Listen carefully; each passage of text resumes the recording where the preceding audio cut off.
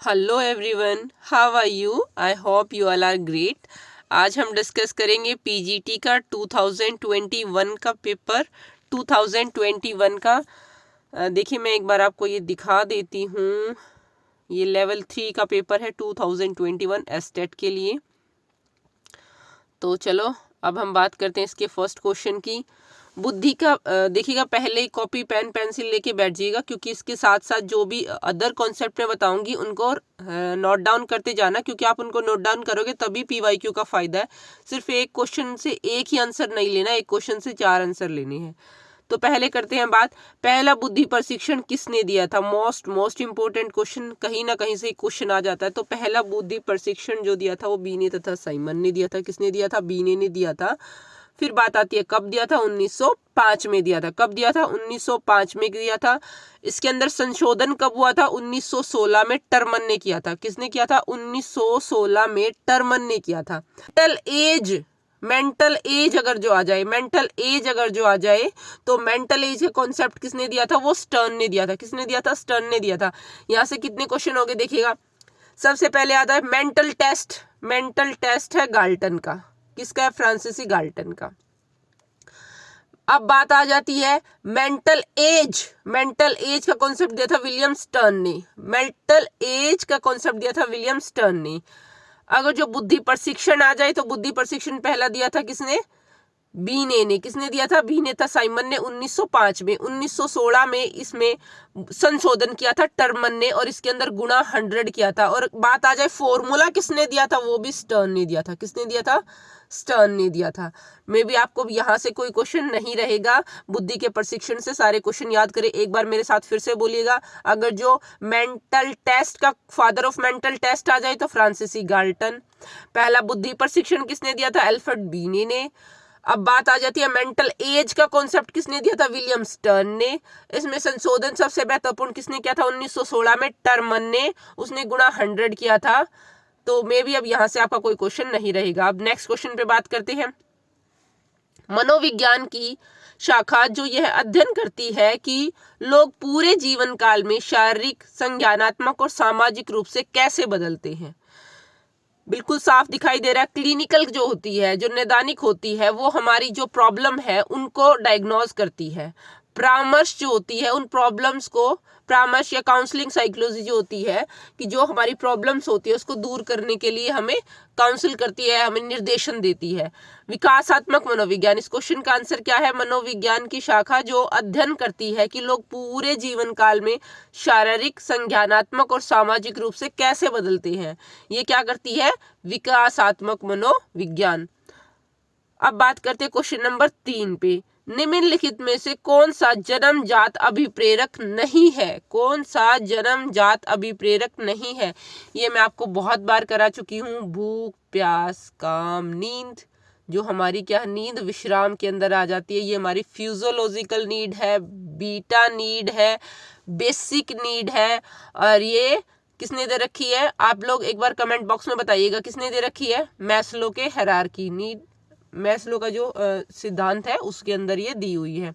जो सुरक्षा है वो इसकी मेटा नीड या बी नीड या सेफ्टी नीड के अंदर आती है, जो बिलोंगिंग या फिजियोलॉजिकल नीड के बाद आती है। तो इस क्वेश्चन का आंसर हुआ 1। यह किसने कहा है कि किशोर अवस्था दबाव, तनाव, तूफान तथा संघर्ष की अवस्था है? स्टेनले हॉल ने कहा है। ये क्वेश्चन आप सबको पता होगा, ये डेफिनेशन बहुत बार आती है। अब आते हैं क्वेश्चन नंबर 5 पे। निम्नलिखित में से कौन सा ज्ञानी द्वारा प्रदत्त अधिगम सोपान सिद्धांत का उच्चतम स्तर है? देखिएगा, ज्ञानी की जो थ्योरी है, मे भी आप लोगों ने कर ली होगी, नहीं करी है तो बिल्कुल एक छोटी सी लाइडर के अंदर मैं इसको आपको बता देती हूँ, कोई मुश्किल है नहीं। ज्ञानी ने कितने दिए थे? 8 लर्निंग के वो दिए थे। इसने भी हायरार्की में दे रखा है, अगर जो कहीं भी आ जाए। अधिगम का हायरार्की मॉडल किसने दिया है? पदानुक्रम मॉडल किसने क्या दिया है? वो दिया है, किसने दिया है? ज्ञानी ने। किसने दिया है? ज्ञानी ने। अब जो बात आ जाती है इसके हाईएस्ट या उच्चतर लेवल पे समस्या समाधान होती है। क्या होती है? समस्या समाधान। जैसे मैस्लो की नीड हायरार्की थ्योरी होती है, वैसे ही इसकी भी थ्योरी है। अब इसकी थ्योरी है, मैं उसके बारे में बता देती हूँ। सबसे पहले साइन लर्निंग आता है, संकेत लर्निंग। फिर स्टिमुलस रिस्पॉन्स, उद्दीपक अनुक्रिया, उसके सबसे पहले साइन बनेगा, फिर उसके बाद स्टिमुलस रिस्पॉन्स होएगा, उद्दीपक अनुक्रिया होएगी, उसके बाद चेन लर्निंग या श्रृंखलाधिगम होएगा, फिर वर्बल एसोसिएशन लर्निंग, शाब्दिक सहचारिता अधिगम होएगा, उसके बाद डिस्क्रिमिनेशन लर्निंग, विभेदीकरण अधिगम, उसके बाद क्या आएगा कॉन्सेप्ट लर्निंग, उसके बाद क्या आएगा प्रिंसिपल ऑफ लर्निंग, और लास्ट में समस्या समाधान हो जाएगा। तो इस क्वेश्चन का आंसर क्या है? क्वेश्चन का आंसर है 1। क्या है? 1। पहले साइन बनता है, फिर स्टिमुलस आता है, फिर चेन बनती है, फिर हम बोलते हैं, फिर अंतर ढूंढते हैं, फिर कॉन्सेप्ट बनाते हैं, और फिर प्रिंसिपल बनाते हैं, और एंड में जाके प्रॉब्लम सॉल्व कर देते हैं। मे भी आप लोगों को बहुत अच्छे से याद होगी। क्या मेरे साथ एक बार बोलो और अच्छे से याद हो जाएगी, अदरवाइज लिख लो। पहले साइन बनाते हैं, साइन लर्निंग, फिर उसके बाद स्टिमुलस, और फिर उसके बाद चेन बनाना शुरू कर देते हैं। चेन के बाद हम वर्बल लर्निंग करते हैं, वर्बल एसोसिएशन लर्निंग जिसे बोलते हैं शब्द सहचार्यता अधिगम, उसके बाद डिस्क्रिमिनेशन या विभेदिक लर्निंग, कॉन्सेप्ट बनता है, फिर प्रिंसिपल होता है, और लास्ट में प्रॉब्लम सॉल्विंग। अब बात आती है क्वेश्चन नंबर 6। निम्नलिखित में से कौन सी व्यक्तित्व मापन की अप्रत्यक्ष तकनीक है? ये क्वेश्चन बहुत बार आता है, बहुत बार क्वेश्चन आता है। ये जितनी बार बोलूं उतनी बार कम है। देखिएगा इसके अंदर, देखिएगा इसने बोला है नॉन प्रोजेक्टिव टेक्निक कौन सी है? शब्द एसोसिएशन टेक्निक, सहचार्यता विधि, बिल्कुल ये क्या है? एक एसोसिएशन टेक्निक है। कंस्ट्रक्टिव का टेक्निक, बिल्कुल बनाना भी एक प्रोजेक्टिव टेक्निक है। कंप्लीशन, ये भी प्रोजेक्टिव टेक्निक है। जो बात आती है समाज नीति या सोशल मैट्रिक, JL मोरेनो, ये वाली टेक्निक जो है वो क्या है? नॉन प्रोजेक्टिव टेक्निक है। और ये सारी की सारी क्या है? प्रोजेक्टिव टेक्निक है। और ये एक जो रहेगी वो क्या है? नॉन प्रोजेक्टिव टेक्निक है। अब बात आते हैं क्वेश्चन नंबर 7 पे। अगर जो आपको ये वाले जो और कॉन्सेप्ट है वो भी करने हैं तो आप एक बार वीडियो में की कमेंट बॉक्स में लिखिएगा, मैं इन सबको बहुत अच्छे से समझा दूंगी आपको, बिल्कुल ब्रीफ में। अब बात आती है कि क्वेश्चन नंबर 7, निम्नलिखित में से कौन सा अच्छे मानसिक स्वास्थ्य का लक्षण नहीं है? अच्छे मानसिक स्वास्थ्य का लक्षण नहीं है। संवेगिक अपरिपक्वता, इसने बोला संवेगिक परिपक्वता, बिल्कुल हाँ, संवेगिक परिपक्वता तो अच्छे मानसिक स्वास्थ्य का है। आत्मविश्वास, हाँ, सेल्फ कॉन्फिडेंस भी उसी का है। असहनीयता, इंटॉलरेंस, नहीं, इंटॉलरेंस अच्छे मानसिक स्वास्थ्य वाले व्यक्ति का लक्षण नहीं है। आत्म मूल्यांकन की क्षमता, बिल्कुल व्यक्ति के अंदर आत्म मूल्यांकन की क्षमता होनी चाहिए। तो इस क्वेश्चन का आंसर क्या होगा? 3। क्वेश्चन नंबर 8, निम्नलिखित में से कौन सा संप्रत्यय जीन पियाजे के अपने संज्ञानात्मक विकास सिद्धांत में नहीं दिया है? जीन पियाजे, अगर जो किसी ने अभी तक समझ में नहीं आया इसके कॉन्सेप्ट, तो प्लीज मेरी थ्योरी को एक बार पढ़ लीजिएगा, आपको इसके सारे कॉन्सेप्ट क्लियर हो जाएंगे। और ये करना बहुत बहुत बहुत जरूरी है। क्यों जरूरी है? क्योंकि इनसे भर भर के क्वेश्चन आते हैं, हर पेपर में क्वेश्चन आते हैं, इवन के अब तो ये आपके लैंग्वेज में भी आएगा। तो निम्नलिखित में से कौन सा नहीं है बताइएगा? एसिमिलेशन, आत्मसात्कीकरण, जब हम अपनी इंफॉर्मेशन के अंदर कुछ नया जोड़ते हैं, ऐड कर लेते हैं, तो वो एसिमिलेशन होता है। जब उसके अंदर कुछ परिवर्तन कर देते हैं, उसको मॉडिफाई कर लेते हैं, तो वो अकोमोडेशन होता है। सिंबल, इसमें कुछ भी नहीं, उन्होंने अलग से कॉन्सेप्ट दिया है। संतुलन या इक्विलिब्रियम, जो अनुकूलन के अंदर जो एक प्रोसेस होता है अपने आप को सेटिस्फाई करने का, अपने आप को संतुलन में लेके आने का, उसको इक्विलिब्रियम या संतुलन कहा जाता है। या इन दोनों के बीच का, अकोमोडेशन और एसिमिलेशन के बीच का जो प्रोसेस होता है उसके संतुलन कहा जाता है। तो इस क्वेश्चन का आंसर हुआ 3।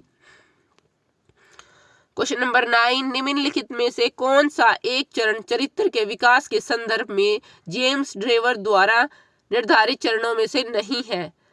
अपरिष्कृत संवेगों का चरण, संवेग, बिल्कुल हाँ है। मनोभावों का चरण, स्टेज ऑफ सेंटीमेंट, बिल्कुल है। आत्म सम्मान चरण, हाँ ये भी है। पारंपरिक चरणों के अनुरूप, इसके अंदर जो आंसर होएगा वो 4 होएगा, पारंपरिक चरणों के अनुरूप। क्वेश्चन नंबर 10, संज्ञानात्मक विकास के सामाजिक सांस्कृतिक सिद्धांत के जनक कौन थे? मैंने लास्ट आपको यही थ्योरी कराई है। कौन थे सामाजिक सांस्कृतिक के? लेव वाइगोट्स्की। कौन थे? लेव वाइगोट्स्की। मैंने आपको बताया भी था लेविट्सकी और जीन पियाजे को कंपैरिजन में पढ़ना। निम्नलिखित में से कौन सी व्यक्तित्व मापन की प्रक्षेपी प्रविधि नहीं है, प्रोजेक्टिव टेक्निक नहीं है। उसने बोला था नॉन प्रोजेक्टिव और यहाँ पे लिख दिया प्रोजेक्टिव टेक्निक नहीं है। वर्ड एसोसिएशन, बिल्कुल पीछे एसोसिएशन लिख दिया था, यहाँ पे शब्द सहचार्यता लिख दिया। वुडवर्थ का व्यक्तिगत दत्तक प्रक्रिया, पर्सनल डाटा शीट नहीं, ये नहीं आता उसके अंदर, क्योंकि वुडवर्थ ने जो दे रखा है इसके अंदर 116 क्वेश्चनों का संग्रह है। कितने क्वेश्चनों का संग्रह है? 116 क्वेश्चनों का संग्रह है। और ये किसके अंदर आता है? ये पर्सनैलिटी इन्वेंटरीज के अंदर आता है। किसके अंदर आता है? पर्सनैलिटी इन्वेंटरीज के अंदर आता है। इसको पेपर प्रशिक्षण भी कहा जाता है या सेल्फ रिपोर्ट इन्वेंटरीज भी कहा जाता है। अब बात आती है वाक्य पूर्ति, सेंटेंस कंप्लीशन टेस्ट। बिल्कुल सेंटेंस कंप्लीशन टेस्ट है। ये क्या है? प्रोजेक्टिव टेक्निक है। सेंटेंस कंप्लीशन टेस्ट क्या है? प्रोजेक्टिव टेक्निक है। रोडे तथा हथवा ने 1940 में इसको दिया है। किसने दिया? 1940 में इसे दिया। वहां पे बोल रखा था सिर्फ कंप्लीशन टेस्ट। चित्र कथानक प्रशिक्षण, थैमेटिकल अपरसेप्शन टेस्ट 1935 में मोरेनो ने दिया। टीएटी टेस्ट, टीएटी इसको बोला जाता है। इसके अंदर 31 कार्ड होते हैं, एक कार्ड ब्लैंक होता है। 10 कार्ड जो होते हैं वो सबके लिए होते हैं और 10 कार्ड मेल के लिए, 10 कार्ड फीमेल के लिए। इसके अंदर टोटल 31 कार्ड और अप्लाई जो एक टेस्ट में एक व्यक्ति पे अप्लाई करने हैं वो 21 कार्ड करने हैं, एक कार्ड ब्लैंक होता है। मे बी अब आपको ये बहुत अच्छे से क्लियर हो गया होगा। अब बात आती है निम्नलिखित में से कौन सा कैटल द्वारा प्रतिपादित व्यक्तित्व के गत्यात्मक विशेषों का प्रकार नहीं है। ये देखिएगा, कैटल ने कितने फैक्टर दिए हैं? 16 फैक्टर दिए हैं। कितने? 16 फैक्टर दिए हैं। कई बार ये भी आ जाता है कि कारक विधि किसकी है, बुद्धि में कारक विधि किसकी है, तो वो कैटल की है। कारक विधि किसकी है? कैटल की है। अब अगर जो इसके 16 फैक्टरों में से बात करते हैं, एटीट्यूड, वो पॉजिटिव से नेगेटिव की तरफ जाते हैं, बिल्कुल हाई से लेके लो की तरफ जाता है, ऐसे जाता है उनका डायग्राम, बिल्कुल एकदम या हाई और फिर धीरे धीरे लो पे चले जाते हैं। एटीट्यूड भी है, तीव्र इच्छा भी है, स्थायी भाव भी है, रूढ़िवादिता इसके अंदर नहीं है, रूढ़िवादिता इसके अंदर नहीं है। अब क्वेश्चन आ जाता है 13, किस आयु वर्ग के लिए बालक प्रसंग बोध प्रशिक्षण या CAT लागू होता है? जो मैंने अभी आप लोगों को बताया है टेस्ट, कौन सा बताया? TAT 1935 में इसी वाले टेस्ट का एक और वो है CAT, चाइल्ड अपरसेप्शन टेस्ट, जो बेलाक ने दिया है 1954 में। किसने दिया है? 1954 में इसको दिया है। और जो ये टेस्ट है ये 3 से लेके 10 वर्ष तक के बच्चों पे लागू होता है। कितने? 3 से लेके 10 वर्ष तक के बच्चों पे लागू। एक और क्वेश्चन इसका सुन लीजिए, इन केसेस आ जाए कि इसका भारत में अनुवाद किसने किया है? विश्वनाथ मुखर्जी ने। किसने? विश्वनाथ मुखर्जी ने इसका भारत में अनुवाद किया है। अब बात आ जाती है क्वेश्चन नंबर 14, निम्नलिखित में से कौन सी किशोर अवस्था की विशेषता नहीं है?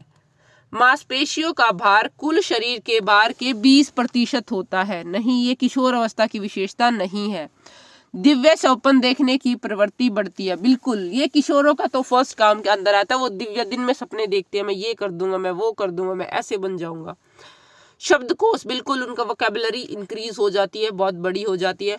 मानसिक योग्यताएं अपने चरम सीमा पर होती है। बिल्कुल मानसिक योग्यताएं उनकी चरम सीमा पर। तो इस क्वेश्चन का आंसर हुआ 1। क्वेश्चन नंबर 15, निम्नलिखित में से कौन सी अभिप्रेरणा की असत्य विशेषता है? फॉल्स।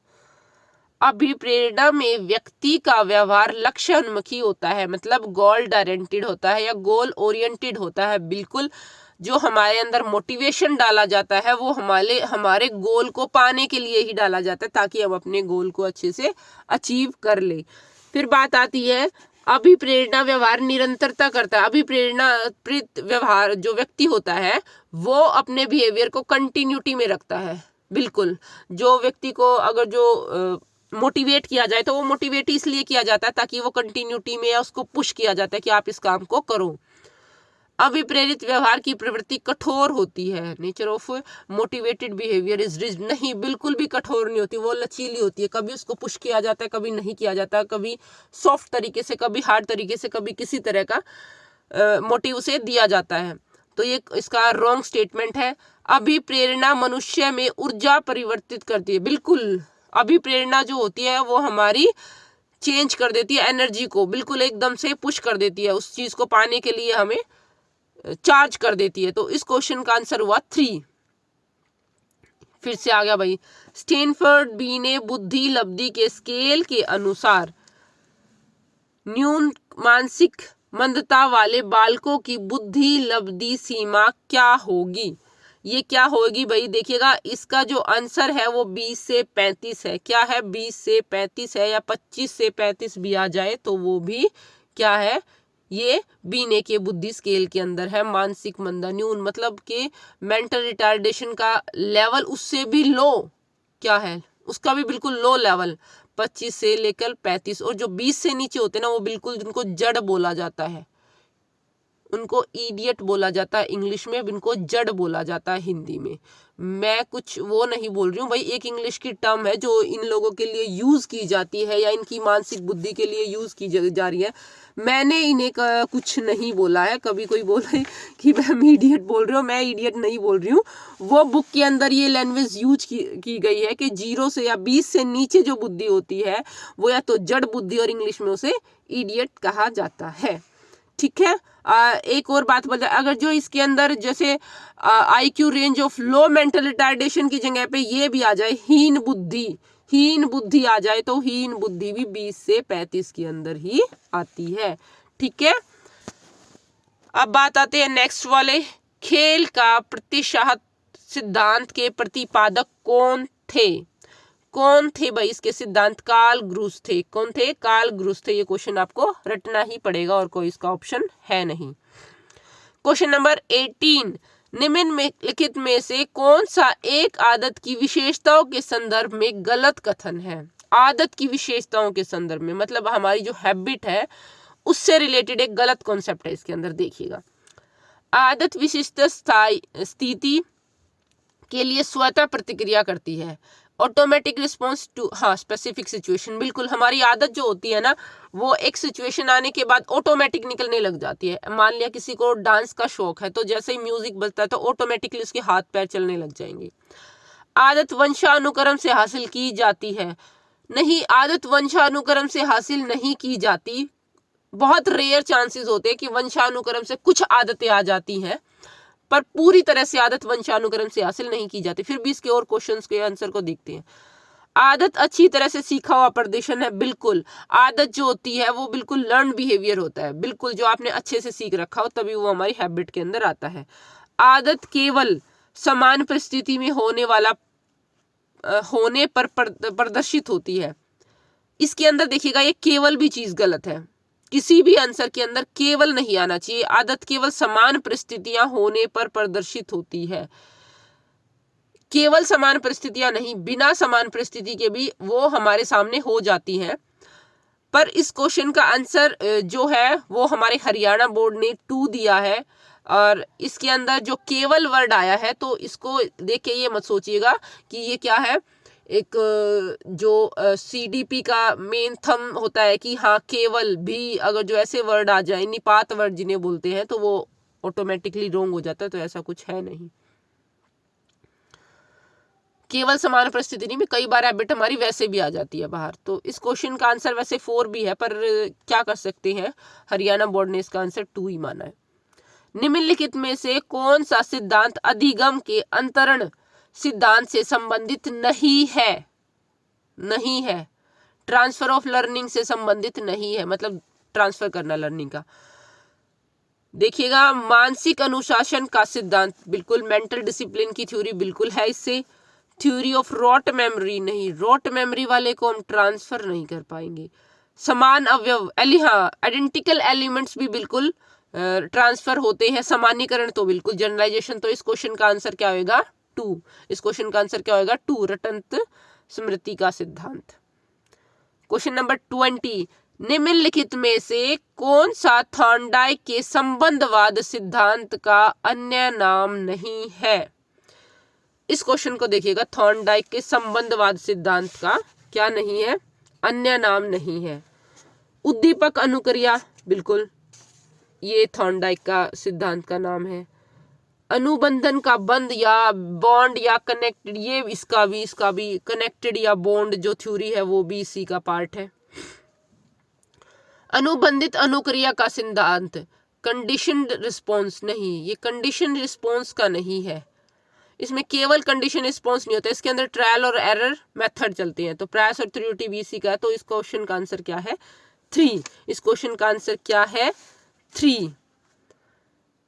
और ये जो कंडीशनिंग रिस्पॉन्स है ये पेवलोव का है। किसका है? पेवलोव का है।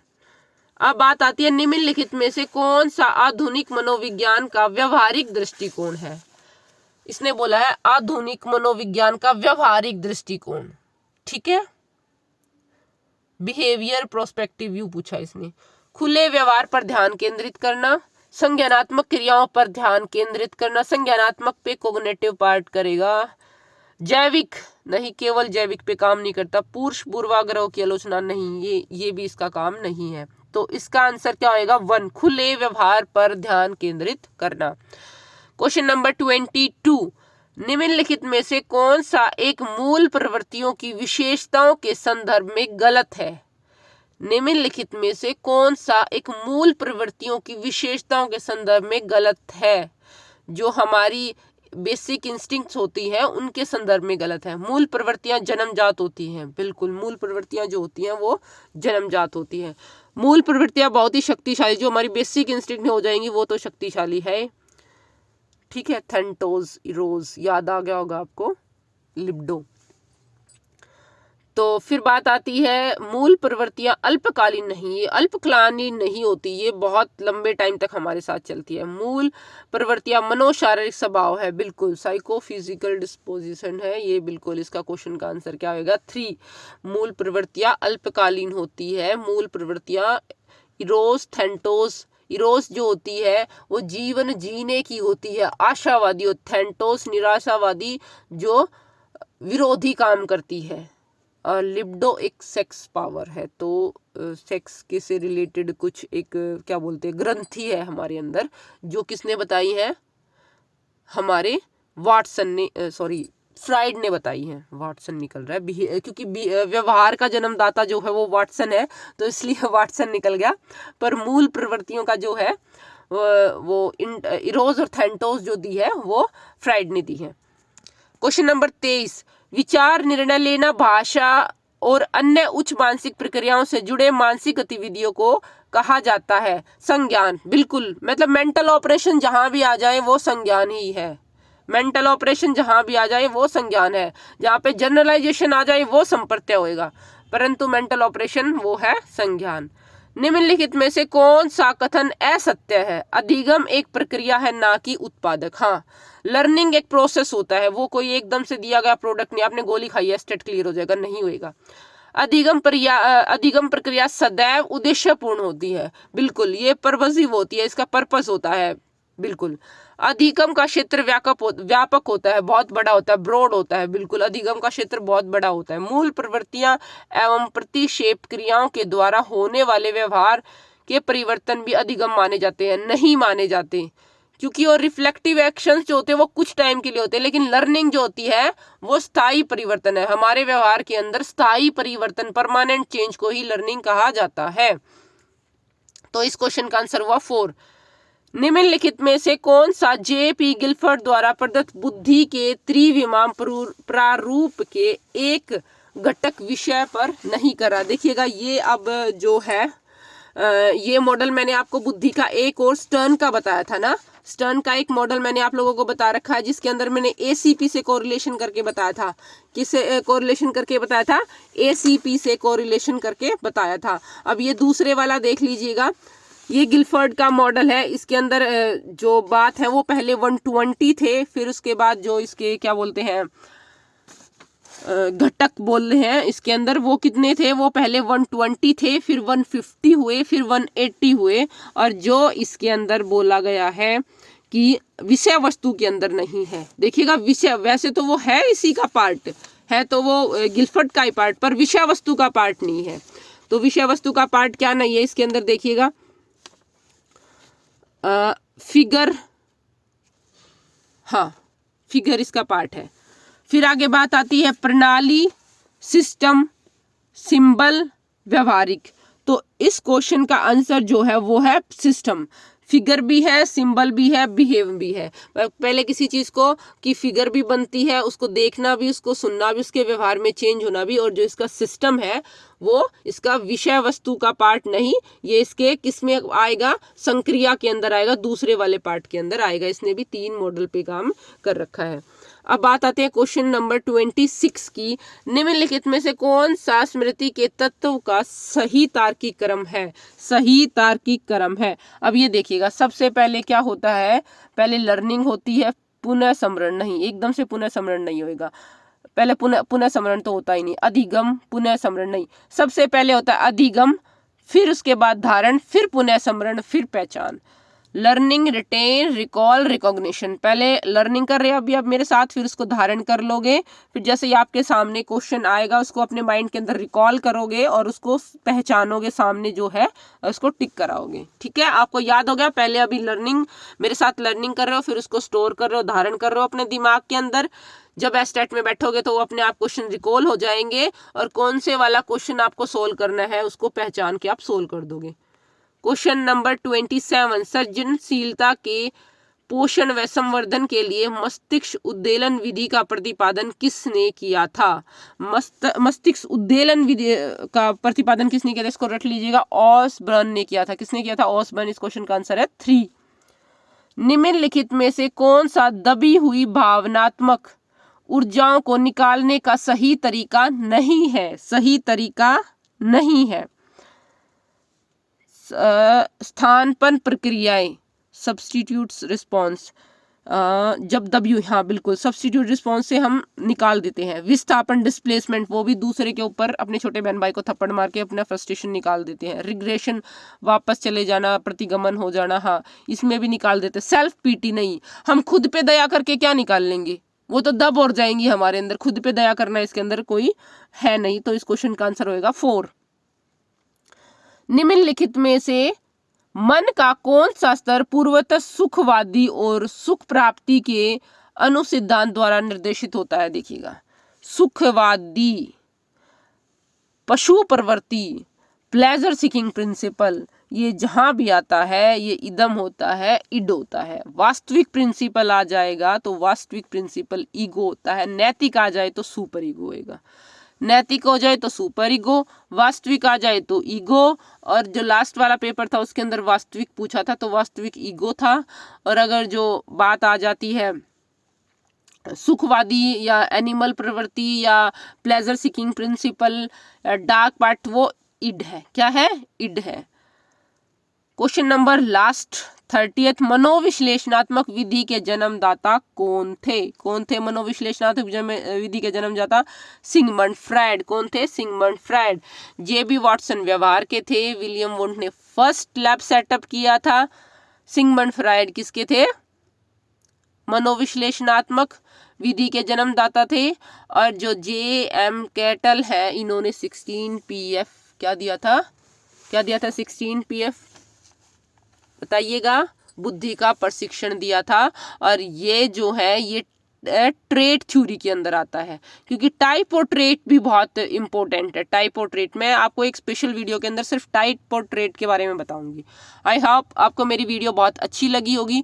अगर जो मेरी वीडियो पसंद आई है तो लाइक, शेयर, सब्सक्राइब जरूर कीजिएगा। और हाँ, बेल आइकन को हिट कीजिए ताकि जैसे ही मैं वीडियो डालूँ आपके पास नोटिफिकेशन आ जाए। और किसी भी क्वेश्चन से या किसी भी टॉपिक से डाउट है तो कमेंट बॉक्स में पक्का लिखिएगा, मैं उसका आंसर पक्का आपको सेटिस्फाई करूंगी। Thanks for watching.